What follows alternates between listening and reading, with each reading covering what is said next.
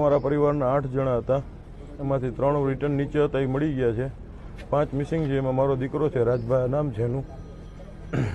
બીજા મારા એક સાઢુભાઈ છે, એક એમનો દીકરો છે, એક એના મોટાભાઈની બેબી છે અને એક એમના સાડા.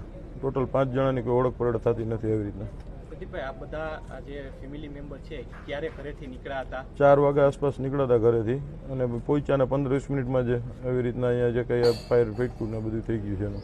જ્યારે આગ લાગી ત્યારે કોઈ પણનો આપને ફોન આવ્યો હતો કે આપ નીચેથી એના બીજા જે અમારા 3 ફેમિલી મેમ્બર ફોન આવ્યો કે આવી રીતના શોર્ટ સર્કિટ કે આગ લાગી છે અને ઉપર બધા ભડાકા ધુવાણા ને એવું થાય છે, પણ કોઈ કાંઈ ફાયર બ્રિગેડ કે કાંઈ આવ્યું નથી અને આ લોકો કોઈ અહીંયાથી કાંઈ જવાબ દેતા નથી. 20-25 જણા હતા, એમાંથી લોકો દરવાજા બંધ કરી નીકળી ગયા. મારા સાઢુભાઈ ને એમના સાડા બે નીચે હતા, એ બચાવવા માટે ઉપર ગયા. આ લોકોએ પાછળથી દરવાજો બંધ કરી દીધો કાચનો. એ વિડીયોમાં આવે છે, એ ઇન્સ્ટામાં કોઈ રીલમાં જોયો છે મેં, અને એ પછી નીચે નથી ઉતરી ગયા. આ ગેમ ઝોનની મોટી બેદરકારી એક પણ સામે આવી છે, એને લઈને શું કહેશો?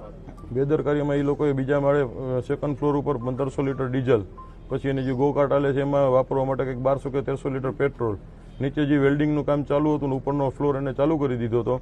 એની હારોહારી વેલ્ડિંગનો તણખો પડતા જ એ બ્લાસ્ટ થયું છે સીધું, અને કોઈને બચવાનો મોકો નથી મળ્યો. 45 સેકન્ડમાં આખું બધું છે ને એ બની ગયું હતું. બીજું 4 વર્ષથી કોઈ એની ફાયર એનઓસી નથી એકઈ જાતની, અને 99 રૂપિયાની લોકોએ સ્કીમ રાખી હતી તે દિવસ. તો 99 રૂપિયાની સ્કીમ માટે જેની જરૂરિયાત છે એનાથી ડબલ પબ્લિક અંદર હતું.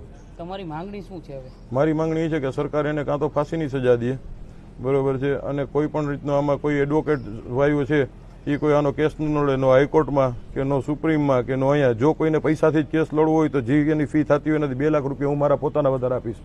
બીજું મારે કોઈ સરકારી સહાય જોતી નથી. મીડિયાની હાજરીમાં મને જે સરકારી સહાય મળશે, જેને જરૂરિયાત છે એનું આપી દઈશ. બીજું, જો આ લોકો એકઈ જાતની એને સજા પડી કે એ લોકોને ફાંસીની કે 100 કોઈ પણ એને સજા પડી, સજા પહેલાં જો એના જામીન મંજૂર થયા તો હું બધાને મારી નાખીશ. મારે આગળ પાછળ કાંઈ છે નહીં. હવે હતું એ મારું વયું ગયું છે. હવે આને તમે ધમકી સમજો તો છૂટ છે. મીડિયાને જે રીતના છાપવું એવી રીતના છૂટ, મીડિયાને જેવી રીતના છાપવું હોય આને જે કાંઈ ચટણી મસાલા નાખીને તોય છૂટ છે, અને સીધી રીતના છાપવું, બાપની વેદના સમજીને છાપવું હોય તો છૂટ છે.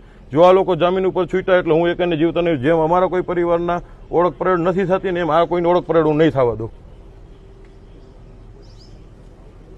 અને આ કોઈ જાતની ખાલી કહેવાની ધમકી નથી. આના માટે હું મારી બધી તૈયારીમાં છું. હું કદાચ અંદર વયો જઈશ કે હું કદાચ એના માટે ઓળો હોય તો મારી ઉપર ભલે આવી જાય. હું એકલો જ રખડું છું, અહીંયા જ રહું છું. 98 2 42 00 3 41 મારો મોબાઈલ નંબર છે.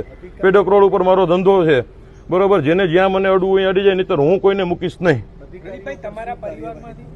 તમારા પરિવારમાંથી કેટલા સભ્યો ત્યાં ગયા હતા? કેટલા? 8 જણા ગયા હતા, એમાં મળી આવ્યા? 8 ગયા હતા, એમાંથી 5 મિસિંગ છે, 3 મળી આવ્યા છે. અધિકારીઓ મારે કોઈ અધિકારી યારે કોઈ લેવું નહીં. હું સરકારને એટલું કહેવા માંગુ છું કે આ લોકોને કડકમાં કડક સજા થવી જોઈએ. નહીતર આ લોકો દર વખતે આવી રીતના એક દી મોરબીની પુલની ઘટના બને છે, એક દી બોટ ઊંધી વળી જાય છે, એક દી એવી રીતના ફાયર વળી જાય તો કોઈના દીકરા છે, કોઈના છોકરા છે, કોઈનું ફેમિલી છે, 5-5 જણા વયા જાય છે.